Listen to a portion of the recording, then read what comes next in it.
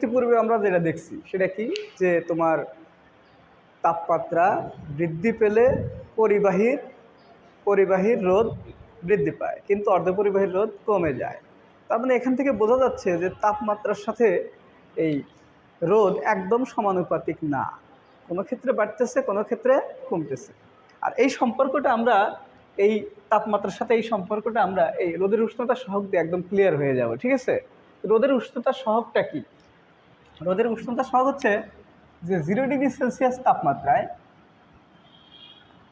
মনে করো যে কোনো তারের রোধ R0, হ্যাঁ, 0°C তাপমাত্রায় কোনো তারের রোধ কত? R0। এখন ধরো যে কোনো একটা তাপমাত্রা নেব আমরা, যে θ°C তাপমাত্রায় কোনো তারের রোধ হচ্ছে R θ, মানে একটা তাপমাত্রা নিলাম, যে কোনো তাপমাত্রা হতে পারে, সেটার কথা হলো তাহলে R θ। তাহলে আমি এখানে বলতে পারি না, দেখো তো, যে রোধের বৃদ্ধি R θ মাইনাস R0 বলতে পারি। এইটাকেই আমরা একটু সাজায় গোজায় লাগবে। ঠিক আছে, যে 0°C তাপমাত্রায় একক রোধের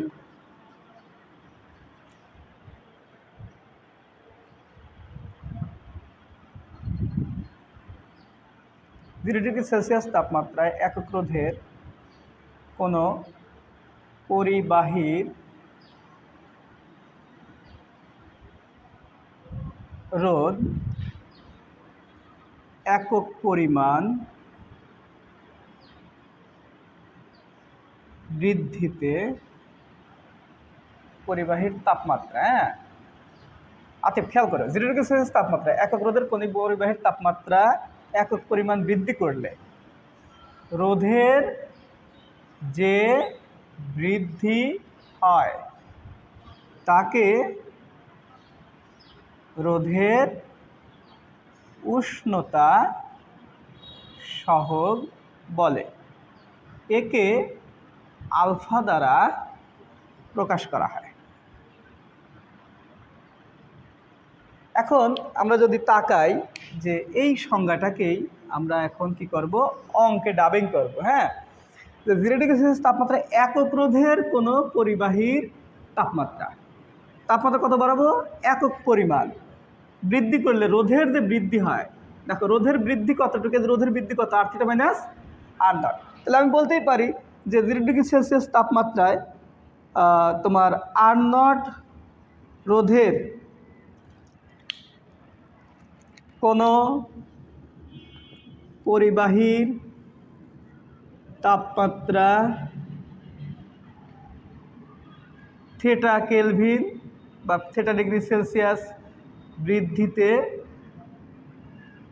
রোধের বৃদ্ধি R θ মাইনাস R0।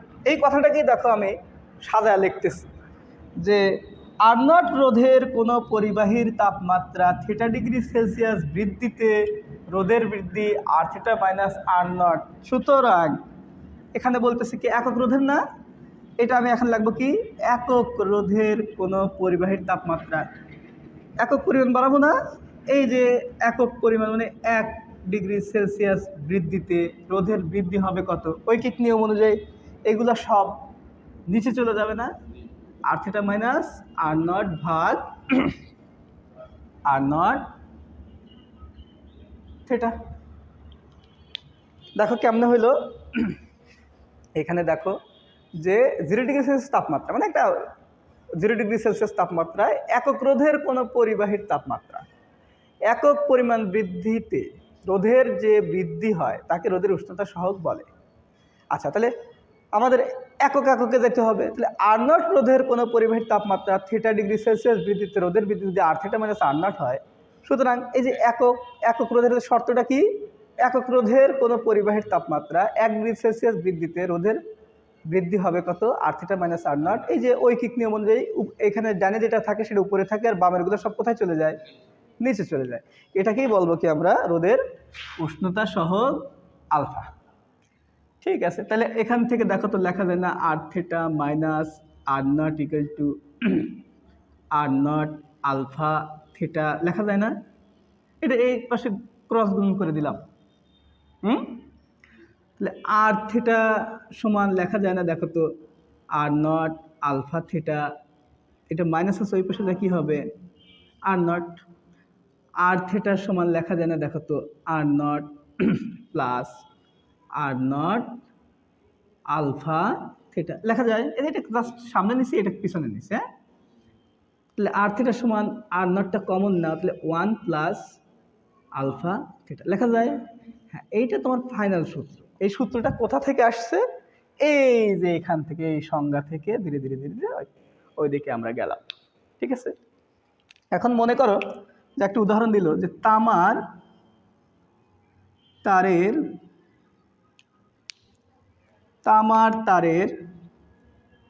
উষ্ণতা সহগ, তামার তার নিলে তার উষ্ণতা সহগ 4.3 × 10⁻³ তোমার দেখো উষ্ণতা সহগের একক কি আসে, এককটা আমরা বের করে ফেলি। হ্যাঁ, আর থিটা মাইনাস আর নট, মানে এ ওম থেকে ওম বাদ দিলে উপরে একটা ওম থাকবে না, নিচে একটা ওম আসে না।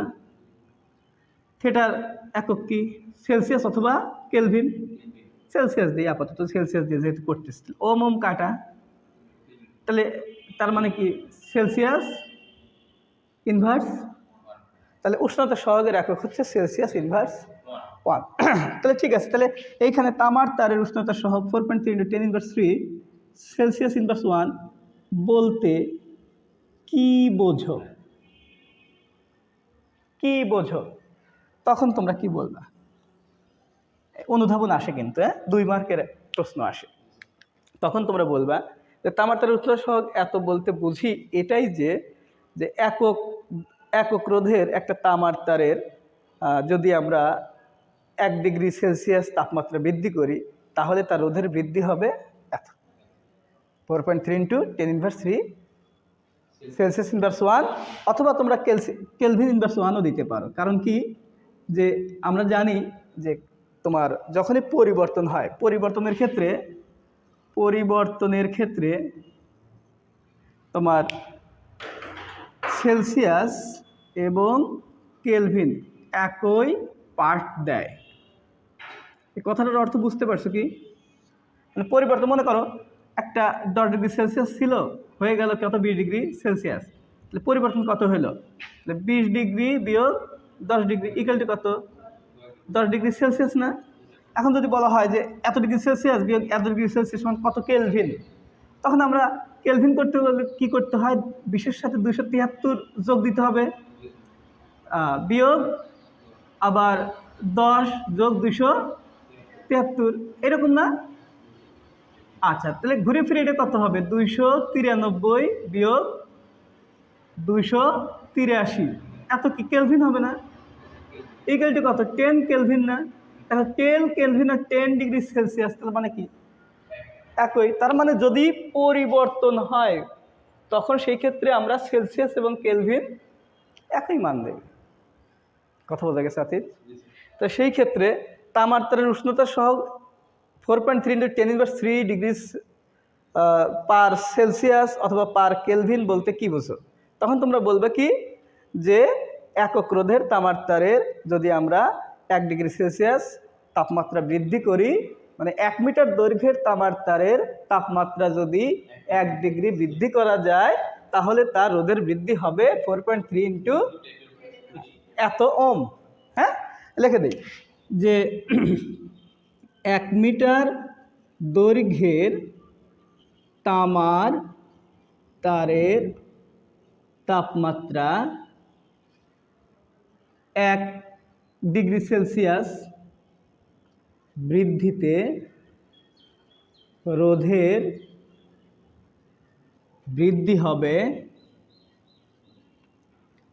4.3 × 10⁻³ এত ওম লিখবে। রোধের বৃদ্ধি, যেহেতু রোধের বৃদ্ধি মানে রোধের একক দিতে হবে, তখন বুঝতে পারছো? এরকম যদি যে কোনো একটা তার দেয় আর যে কোনো এরকম একটা দিয়ে বলে যে এই সহগ এত বলতে কি বুঝো, তখন বলতে পারবে না যে 1 মিটার দৈর্ঘ্যের তামার তারের তাপমাত্রা এখানে মনে করো যে আরেকটা দিন, হ্যাঁ এতটুকু রোদের বৃদ্ধি হবে, এত মানে এইটুক কি এইটুক, তার মানে সব মিলা যে এই সহজ এত বলতে কি বোঝাও, মানে এখানে কি আসলে রোধের বৃদ্ধি হবে, এইটুকু রোধের বৃদ্ধি হবে 1 ডিগ্রি সেলসিয়াস তাপমাত্রা বৃদ্ধিতে 1 মিটার দৈর্ঘ্যের কোনো রোধকের, বা তামার তারের হইতে পারে, রূপার তারের হইতে পারে, টাংস্টেন তারের হইতে পারে।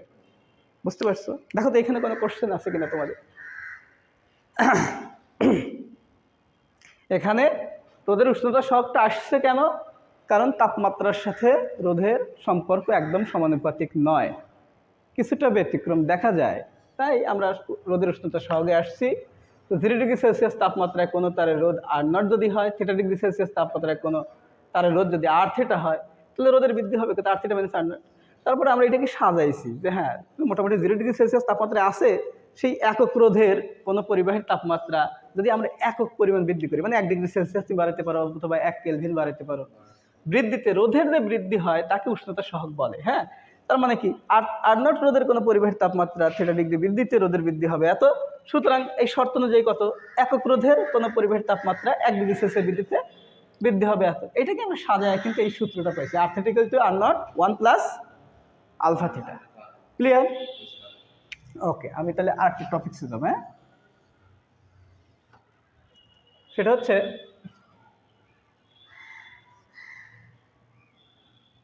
প্রবাহের সাথে, তড়িৎ প্রবাহের সাথে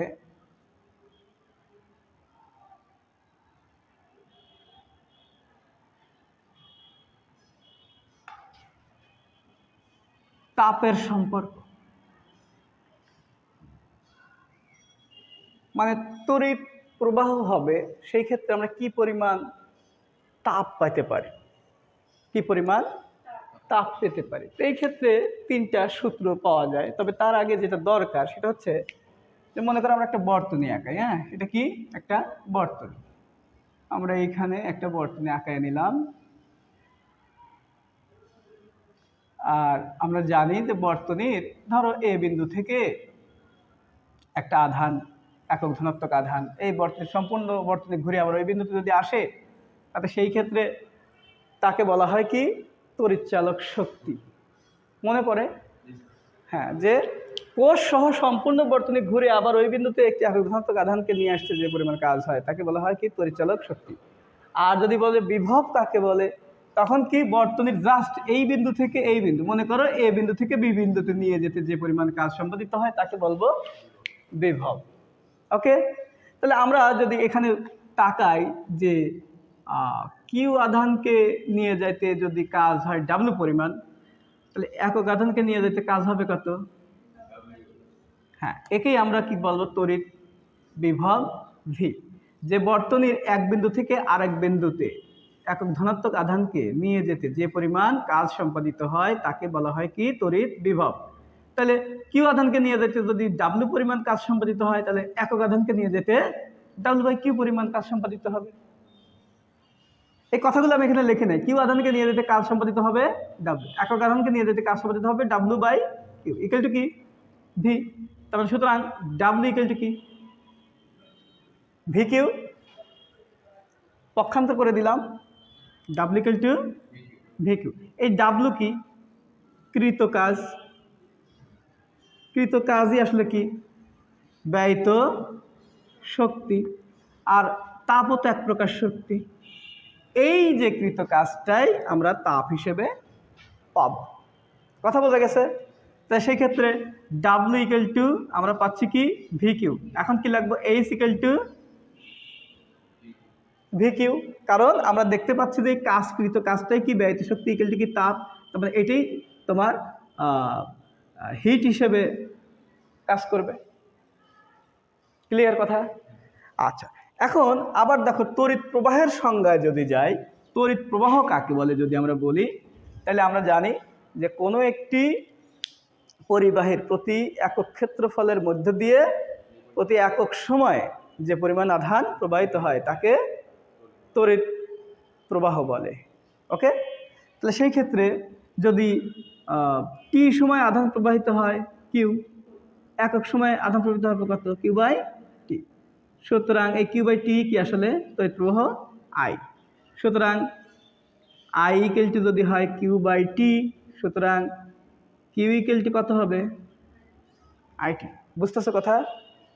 হ্যাঁ, জুম করে নিও। হ্যাঁ, অংশটুকু দেখো, আমি আবার বলতেছি যে আমরা তড়িৎ প্রবাহ কাকে বলে? তড়িৎ প্রবাহ হচ্ছে বর্তনীর একক প্রস্থচ্ছেদের ক্ষেত্রফলের মধ্যে দিয়ে যদি প্রতি একক সময়ে যে পরিমাণ আধান প্রবাহিত হয় তাকে তড়িৎ প্রবাহ বলে। তাহলে প্রতি একক সময়ে যে পরিমাণ আধান প্রবাহিত হয়, তাহলে টি সময়ে যদি আধান প্রবাহিত হয় কিউ পরিমাণ, একক সময়ে প্রবাহিত কিউ বাই টি। আর এটাকেই তো সংজ্ঞায় বলা হয়েছে যে প্রতি একক সময়ে যে পরিমাণ আধান প্রবাহিত হয়, তাহলে একক সময় আধান প্রবাহিত হবে কত? কিউ বাই টি।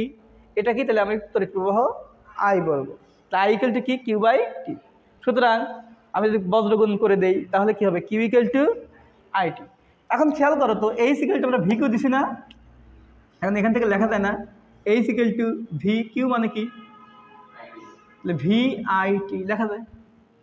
দেখো, এইটা একটা সমীকরণ হলো, এটা আর একটা সমীকরণ হলো। তাহলে H equal to V I T কী জন্য লেখা গেল? আমরা এখান থেকে দেখলাম যে কিউ ইকুয়াল টু আসলে কি? আইটি। এবার আরেকটা কথা মনে করে দেখো, ওমের সূত্র। ওম, বিজ্ঞানী ওম কি বলছে? যে কোনো পরিবাহের দুই প্রান্তের বিভব পার্থক্য যত বেশি হবে তড়িৎ প্রবাহ তত বেশি হবে, তার মানে তড়িৎ প্রবাহ বিভব পার্থক্যের সমানুপাতিক। তো সেই ক্ষেত্রে যদি তড়িৎ প্রবাহ বিভব পার্থক্যের সমানুপাতিক হয় তাহলে আই সমানুপাতিক ভি। আর সমানুপাতিক চিহ্ন উঠাই দিলে কি করতে হয়? একটা ধ্রুবক নিতে হয়, আই ইকুয়াল টু জিভি। জি হচ্ছে পরিবাহিতা। হ্যাঁ, এটা কি বলা হয়? পরিবাহিতা। হ্যাঁ, এই সম্পর্কে আমরা বোধহয় এক নম্বর না 2 নম্বর লেকচারে এই সম্পর্কে কথা বলছি। তাহলে সেই ক্ষেত্রে আমরা জানি পরিবাহিতার বিপরীত রাশি কি? রোধ। মনে পড়ে? যে ধর্মের কারণে তড়িৎ প্রবাহিত হয় তাকে বলে পরিবাহিতা, আর যে ধর্মের কারণে তড়িৎ প্রবাহ বাধাপ্রাপ্ত হয় তাকে বলা হয় কি? রোধ। তাহলে দুটো বিপরীত না? একটা বাধা আর একটা ওই ধর্মের কারণে বিদ্যুৎ প্রবাহ চলবে। তো সেই ক্ষেত্রে জি এর পরিবর্তে যেহেতু বিপরীত 1/r লিখতে পারি। তো সেক্ষেত্রে কি লেখা যায়? দেখো তো, ভি ইকুয়াল টু আই আর লেখা যায় না? ভি ইকুয়াল টু আই আর লেখা যায় না? এই যে এটা বজ্রগুণ করে দিলাম। তো দেখো তো, এই ক্ষেত্রে যদি আমি আসি এখানে, তাহলে H equal to V equal to যদি আই আর হয় তাহলে I R into IT equal to কি লেখা যায়? আই স্কোয়ার আরটি লেখা যায় না? H equal to I square RT. যদি দেখো এখন কয়টা বিষয়ের উপরে কাজ করতেছে, তড়িৎ প্রবাহ, আর এবং টি। এখান থেকে আমি সূত্র দেব হচ্ছে 3টা। একটা হচ্ছে রোধের সূত্র, আর একটা দেব হচ্ছে প্রবাহ কালের সূত্র, আর একটা দেব হচ্ছে তড়িৎ প্রবাহের সূত্র। প্রথমেই দিয়ে দিই। হ্যাঁ, প্রথমটা তড়িৎ প্রবাহের সূত্র, দ্বিতীয়টা প্রবাহ কালের সূত্র, দ্বিতীয়টা রোধের সূত্র দেখতেছি। হ্যাঁ, রোধের সূত্র, আর তৃতীয়টা প্রবাহ কাল মানে কি? সময় না? আতিফ, কাল মানে কি? সময়।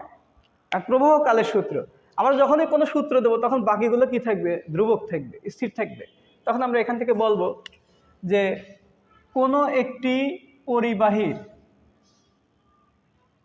যদি রোধ এবং প্রবাহকাল একই থাকে তাহলে ওই পরিবাহীর উৎপন্ন তাপ এইচ হবে তড়িৎ প্রবাহের বর্গের সমানুপাতিক। কত সুন্দর না? দেখো, এখানে আমরা কি বের করে নিলাম? সব বের করে নিয়ে যে এইচ আসলে কি, এই তাপটা কি হবে, কেমন হবে, সেইটার আমরা সমীকরণটা বের করে নিয়েছি। নেওয়ার পরে এখান থেকে আমি 3টা রাশি পাইছি, তার মানে এখান থেকে আমি 3টা সূত্র দেব। এখন সেই সূত্রটা কি? তো প্রথমটা তড়িৎ প্রবাহ, তাই আমি তড়িৎ প্রবাহের সূত্র লিখছি আই স্কোয়ার আর টি, তাই না? তো তখন আমরা কি বাকি 2টা রাশি, এটা কি তড়িৎ প্রবাহের সূত্র, তার মানে বাকি 2টা রাশি স্থির বা নির্দিষ্ট। যদি কোনো পরিবাহীর রোধ এবং প্রবাহকাল একই থাকে তবে ওই পরিবাহীতে উৎপন্ন তাপ হবে তড়িৎ প্রবাহের বর্গের সমানুপাতিক। এখানে যদি আমি করি এই সমানুপাতিক, আমি মনে করি এখানে একটা ধ্রুবক দিলাম, গুণন আই স্কোয়ার লেখা যায় না? তাহলে লেখা যায় না? দেখো তো, h1/i1 square equal to h2/i2 square equal to h3/i3 square লেখা যায় না? যে কোনো জায়গায় তোমার এরকম রাশি থাকলে তুমি ধরো যে ওইভাবে নিয়ে কাজটা করবে। মানে কি, এর অর্থ হচ্ছে h/i = কি, ধ্রুবক না? ধ্রুবক মানে কি নির্দিষ্ট, নির্দিষ্ট মানে কি একই বা স্থির সংখ্যা বা কনস্ট্যান্ট, একই কথা না? তার মানে দেখো তো, এটা তুমি যদি এই পাশে নিয়ে আসো তাহলে কি h/i² হবে না?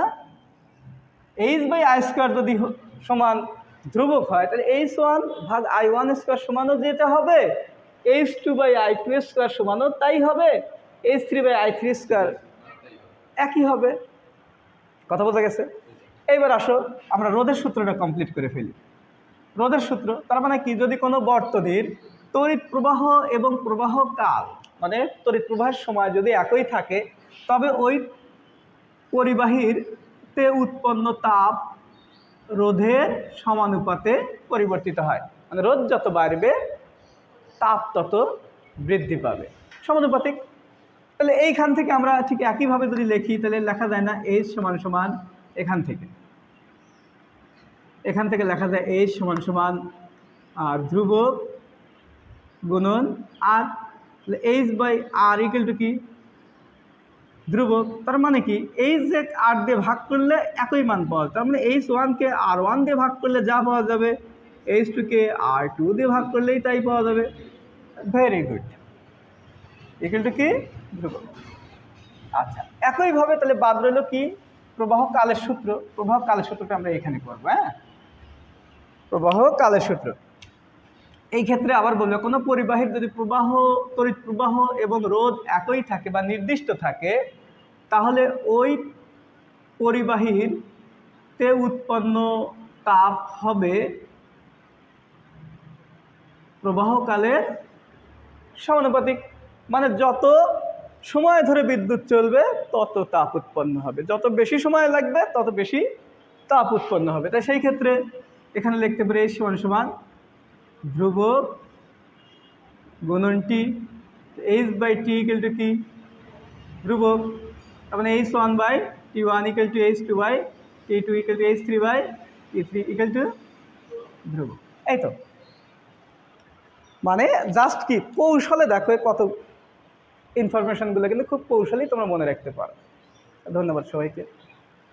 একটা ছবি উঠায়।